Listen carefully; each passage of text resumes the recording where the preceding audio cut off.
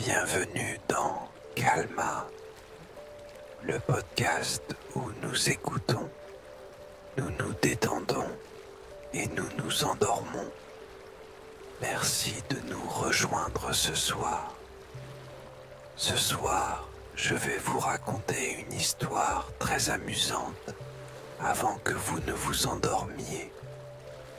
Il était une fois un empereur. Savez-vous ce qu'est un empereur?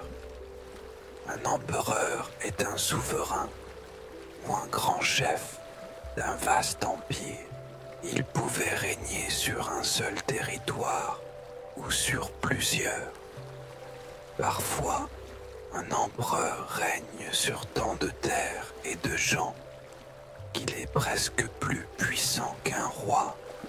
Or, il se trouvait que cet empereur ne gouvernait pas tant de territoires, mais il s'imaginait tout de même qu'il était très important, si important en fait qu'il avait besoin d'un vêtement différent toutes les quelques heures. Il lui fallait une tenue spéciale pour le petit déjeuner, un bel habit pour les réunions du matin, puis encore une autre tenue pour promener ses chiens dans le jardin et encore une autre pour le thé du matin.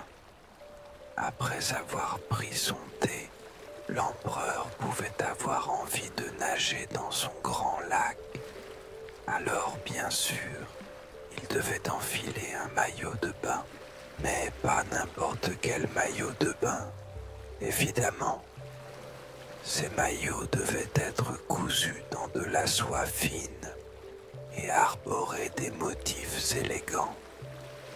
Ensuite, l'empereur s'essuyait avec ses serviettes en laine luxueuse.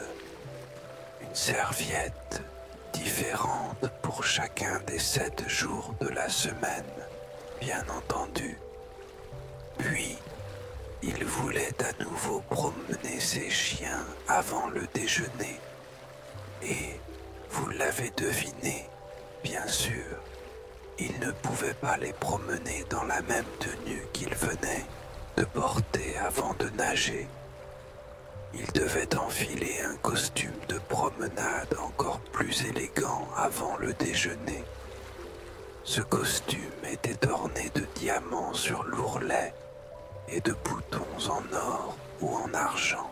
Ensuite, il y avait son magnifique chapeau à plumes qu'il adorait porter lors de ses promenades.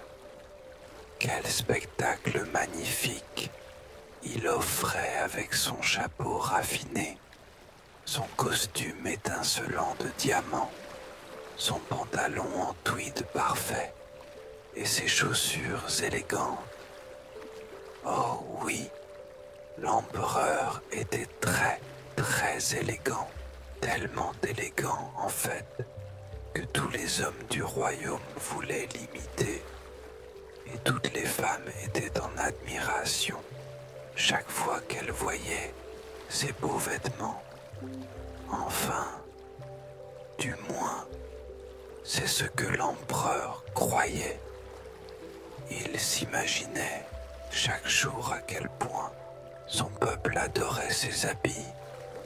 C'est vrai, vous avez bien entendu, cet empereur ne se souciait guère de construire de meilleures écoles, des hôpitaux, des parcs ou des aires de jeu pour les enfants du royaume.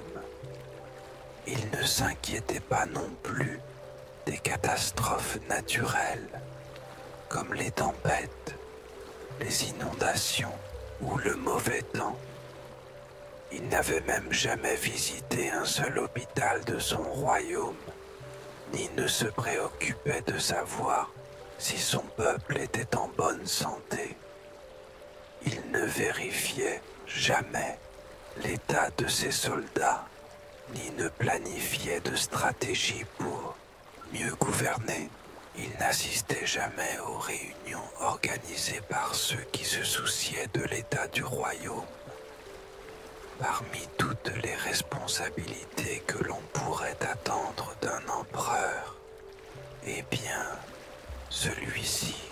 semblait préoccupé que par une seule chose, posséder, porter et exhiber ces magnifiques vêtements.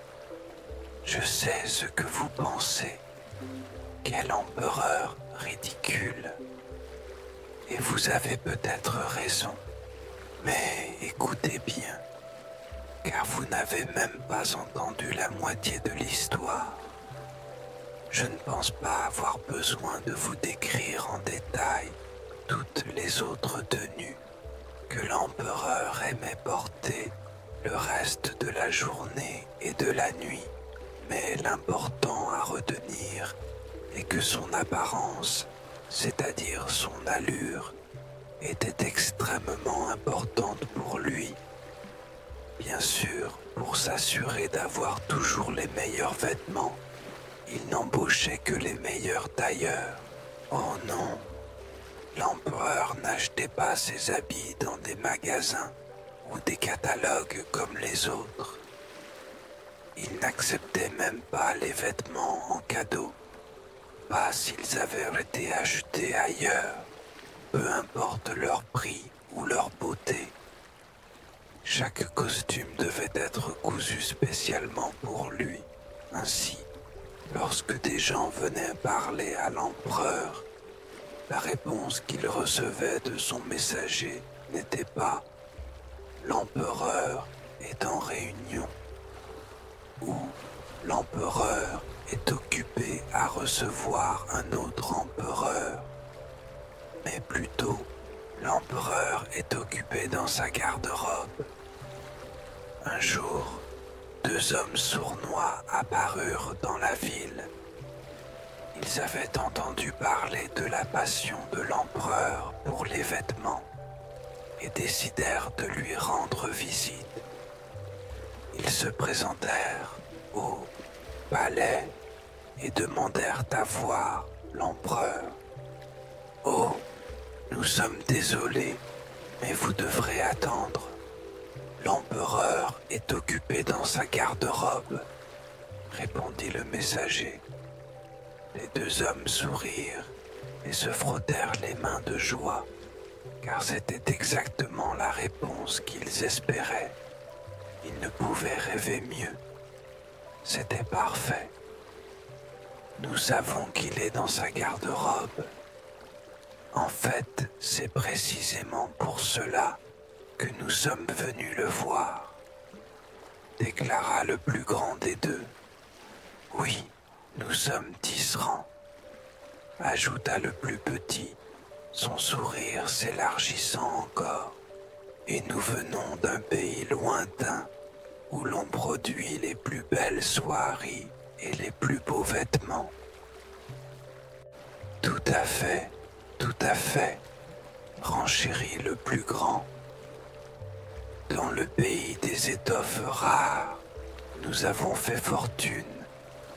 Et aujourd'hui, nous venons partager notre savoir-faire avec l'empereur. Les deux hommes sortirent une boîte, en soulevèrent le couvercle, puis levèrent leurs mains, 4 mains en tout, comme s'ils tenaient une très grande pièce de tissu. Voyez comme ce tissu flotte au moindre souffle de vent. Il est comme une douce mélodie, comme un baiser sur la peau. Vous pouvez en sentir la chaleur. Le messager, maintenant rejoint par d'autres membres de la cour, regarda intensément leurs mains, car il ne voyait rien. Leurs mains étaient vides, mais il commença. Quel tissu! Les deux hommes poussèrent un cri de surprise et portèrent une main à leur cœur, comme pour apaiser une douleur. Vous ne le voyez pas, dit le plus petit. Mais bien sûr, ce tissu spécial n'est visible que par les personnes très intelligentes. Peut-être n'êtes-vous pas digne d'occuper un poste aussi important que le vôtre. Le plus grand renchérit, avec la mine la plus renfrognée que l'on puisse imaginer. Le messager s'inquiéta.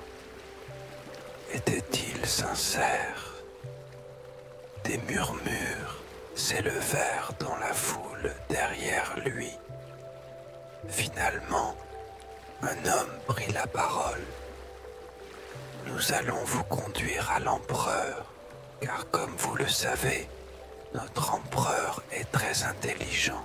Peut-être aura-t-il quelque chose à dire sur vos étoffes étrangères. Ainsi, les deux hommes furent amenés dans la garde-robe de l'empereur. En apprenant que deux tailleurs l'attendaient, prêts à coudre les plus beaux tissus qu'il ait jamais vus, l'empereur ordonna qu'on les fasse entrer immédiatement. « Cher empereur, dit le premier homme à leur arrivée, nous vous remercions de nous accorder cette audience. Nous vous présentons notre tissu aux couleurs et motifs exotiques. Vous plaît-il? » L'empereur se pencha et plissa légèrement les yeux, car il ne voyait rien de ce qu'il lui montrait. « Cher empereur, dit le second homme, inutile de préciser que nous utilisons un tissu très particulier provenant du pays des étoffes rares, ainsi qu'un fil tout aussi unique. Ils sont tous deux fabriqués à partir des meilleures eaux, matières. Ils sont si rares et difficiles à trouver de nos jours. Mais pour vous, nous avons réussi à en apporter. Maintenant, voici la particularité. Ce tissu est magnifique à contempler, n'est-ce pas? Mais il possède une propriété merveilleuse. Si une personne, homme ou femme, jeune ou vieille, est stupide, c'est-à-dire peu intelligente, le tissu devient soudainement invisible à ses yeux. Ah, mais c'est parfait pour moi, s'exclama l'empereur. En portant ce tissu magique, je pourrais à la fois être magnifique et identifier les personnes inintelligentes de mon empire, et donc celles qui ne sont pas aptes à leur poste. Il se frappa les cuisses de joie. Quelle merveilleuse idée! Pourtant, bien que l'empereur eût prononcé ces mots à voix haute, dans son fort intérieur, il était un peu inquiet. Pourquoi? Parce qu'il ne voyait rien lui-même, pas un fil, pas une couture, pas un centimètre de tissu. Se pouvait-il que le tissu magique sous-entende qu'il n'était pas intelligent et donc pas digne de régner? Oh, la honte! Il décida de dissimuler ses craintes et de continuer à sourire. Vous commencerez immédiatement à confectionner mes nouveaux habits, ordonna-t-il aux deux tailleurs. Bien sûr, cher empereur, répondirent-ils en s'inclinant, mais notre travail est très minutieux et prend du temps. Nous aurons besoin d'une pièce spéciale dans le château, de bons repas chaque jour pour rester en forme, et d'un acompte, bien sûr. Cela fera 5 sacs d'argent. Tout ce que vous voulez, s'écria l'empereur. Il se dit que peut-être ses yeux lui jouaient des tours. Après tout, il avait eu une longue journée. Changer de tenue toutes les heures était épuisant. Et il était aussi possible qu'un peu d'eau sale lui soit entrée dans les yeux pendant sa baignade dans le lac. Se tournant vers les deux tailleurs, Il leur serra la main.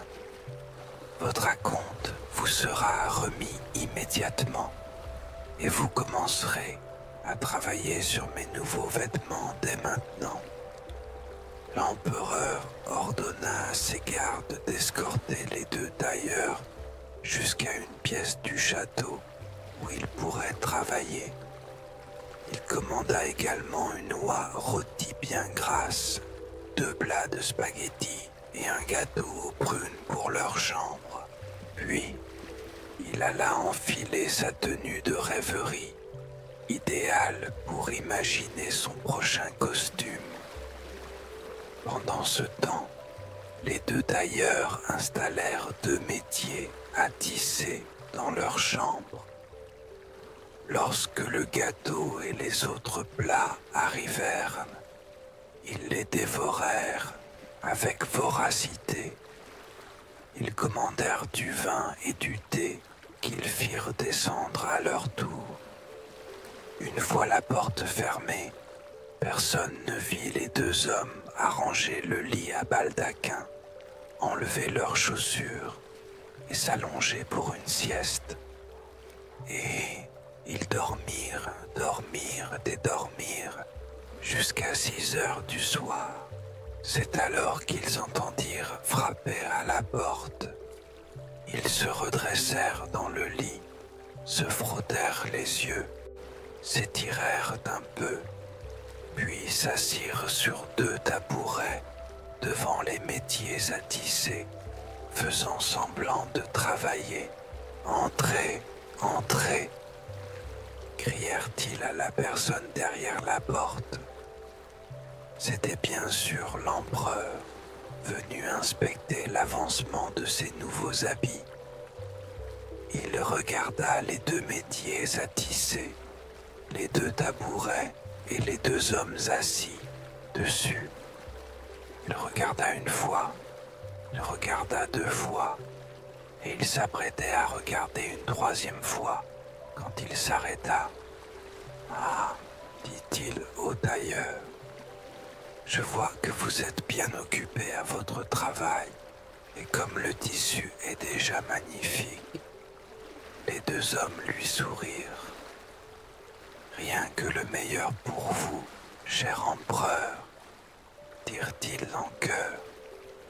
En quittant la pièce, l'empereur était gêné à l'idée qu'il ne voyait toujours rien. Que se passerait-il si tout le royaume découvrait qu'il n'était pas digne de régner? Alors, il eut une idée. Il enverrait son ministre le plus fidèle inspecter les tailleurs pour tester le pouvoir particulier du tissu. Mais lorsque le ministre jeta un coup d'œil dans l'atelier des tailleurs et ne vit que 2 métiers à tisser vides, il fut stupéfait. Que penserait l'empereur de moi si j'avouais ne rien voir? Il dirait sûrement que je ne suis pas apte à mon poste. Les 2 escrocs lui demandèrent d'examiner le tissu de plus près. Dites-nous ce que vous pensez des couleurs complexes. Notre travail vous plaît-il? Mon Dieu, pensa le ministre. Mes vieux yeux me jouent-ils des tours? Je ne vois absolument rien. Mais, craignant de perdre son emploi, il décida de faire semblant de voir le tissu. Oui, tout à fait magnifique, dit-il, en feignant d'admirer les fils de soie et les motifs élaborés. Nous aurons besoin de plus d'argent pour achever le travail à temps pour le carnaval, lui dirent les 2 hommes. Je vais en parler à l'empereur et vous serez payé, répondit le vieux ministre. Ainsi, le ministre rapporta à l'empereur que les vêtements que les 2 tailleurs confectionnaient avançaient à merveille. Les couleurs des étoffes sont éblouissantes répondit-il lorsque l'empereur l'interrogea plus tard. Elles sont plus éclatantes que les teintes douces d'un arc-en-ciel. Vous serez ravis lorsqu'ils seront terminés. L'empereur fut impressionné par l'intelligence de son ministre. Il savait déjà qu'il pouvait lui faire confiance. Mais maintenant, il en était certain. L'empereur décréta qu'il irait au carnaval, vêtu de ses nouveaux habits, ce qui lui permettrait de voir qui, dans son royaume, n'était pas intelligent. Les hommes demandent plus d'argent pour terminer à temps pour le carnaval, dit le vieux ministre. L'empereur ordonna de leur donner tout ce qu'ils demandaient, et ainsi fut fait. Le carnaval était sur toutes les lèvres depuis des jours. Tout le monde devait sortir en costume, manger, boire et danser toute la journée. Tous les enfants seraient magnifiquement habillés. Tous les adultes auraient préparé leur déguisement, masques et tenues élégantes. Mais l'empereur, lui, serait le plus resplendissant de tous, car ce tissu sublime éclipserait tout le reste. L'empereur se rendit chez les tailleurs pour récupérer sa nouvelle tenue. Il était très excité. Il serait magnifique, élégant, époustouflant. Mais lorsqu'il entra dans la pièce, il ne vit toujours rien. « Cela vous plaît, cher empereur ?» lui demandèrent les deux tailleurs, brandissant absolument rien. L'empereur hésita un instant, se demandant quoi répondre. « C'est magnifique !» dit une voix derrière lui. « Oh, splendide !» s'exclama une autre. C'étaient des membres de sa cour qu'il avait suivis par curiosité pour voir ce fameux tissu dont tout le monde parlait. Un par un, tous affirmèrent que c'était le plus beau tissu qu'ils aient jamais vu. Et bien que l'empereur fût ravi d'avoir des sujets si intelligents, il ne pouvait s'empêcher de se sentir un peu stupide, car il ne voyait toujours pas le moindre fil. Pourtant, il s'exclama « Merveilleux, fantastique, sublime, les plus beaux vêtements que j'ai jamais vus. » Impatient, il demanda au tailleur de l'habiller pour le carnaval. « Bien sûr, dirent-ils, après avoir reçu le dernier sac d'or pour nos services. » Immédiatement, l'empereur ordonna à son ministre d'apporter l'or. Le ministre leur remit un sac d'or à chacun. Puis, ils tendirent à nouveau les bras. « Voici la tunique de dessous, et voici le pantalon, » dit le plus petit. « Ensuite, vous avez la belle tunique, et par-dessus, vous porterez cette cape. Ce sera parfait pour le festival. Vous voyez, ajouta le plus grand, les fils sont si fins et légers comme des plumes qu'on a l'impression de ne rien porter du tout. Une fois l'empereur habillé de ses vêtements invisibles, ils s'étreignirent d'admiration et sourirent à nouveau. « Oh, cela vous va à merveille, exactement comme nous l'espérions, » dirent-ils. L'empereur se regarda dans le miroir. Son visage devint écarlate, mais il ne dit rien. Personne ne devait savoir qu'il ne voyait aucun vêtement. Ainsi commença le carnaval, et les gens envahirent les rues. Le défilé devait être mené par l'empereur lui-même, et tout le monde avait entendu dire qu'il porterait ses habits spéciaux. Alors, bien sûr, ils avaient appelé leurs amis et leurs familles pour voir l'empereur de près et admirer ses vêtements de leurs propres yeux. Et comme vous l'avez deviné, chacun était aussi curieux de savoir s'il était intelligent ou non. Oh, c'est merveilleux, comme l'empereur est élégant. Quels magnifiques vêtements! Je voudrais que les miens soient aussi beaux. Ils sont aussi légers que l'air et doux comme la soie. L'empereur a fait un choix splendide. Voilà ce que les gens murmuraient en le voyant se pavaner. Magnifique, incroyable, merveilleux. Et à mesure que l'empereur entendait ces compliments, sa confiance grandissait. Il redressa la tête, marcha un peu plus joyeusement et continua à mener le défilé. Pas une seule personne en ville n'osait avouer qu'elle ne voyait rien, pas une, jusqu'à ce qu'un petit garçon arrive en courant, riant et pointant l'empereur du doigt. L'empereur est nu, l'empereur est nu, il ne porte aucun vêtement. Le petit garçon rit, rit et rit encore, jusqu'à ce que le silence de la foule se brise. Les gens commencèrent à chuchoter.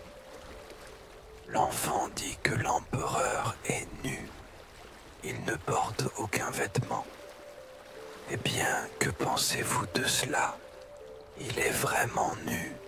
Un par un, ils répétèrent les mots du garçon, jusqu'à ce que bientôt, toute la ville crie la même chose. L'empereur est nu. L'empereur est nu.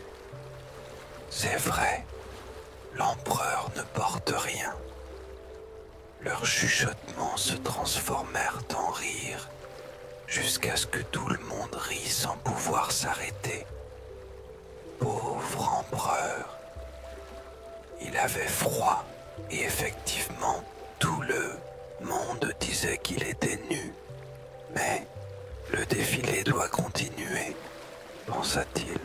Alors, il redressa encore plus la tête et marcha avec plus de fierté que jamais, tandis que ses serviteurs, toujours hilars, tenaient sa longue cape flottante, qui, comme vous le savez, n'était ni longue, ni flottante, ni même une cape, ni même là.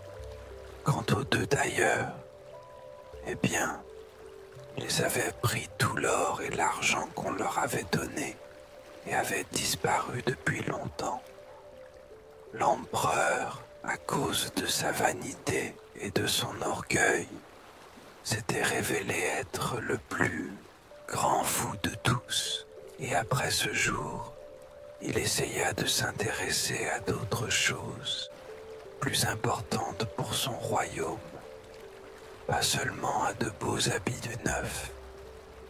J'espère que cette histoire vous a plu. Rappelez-vous, il est plus important de croire en ce que vous savez être vrai que de suivre quelque chose simplement parce que tout le monde le dit ou le fait.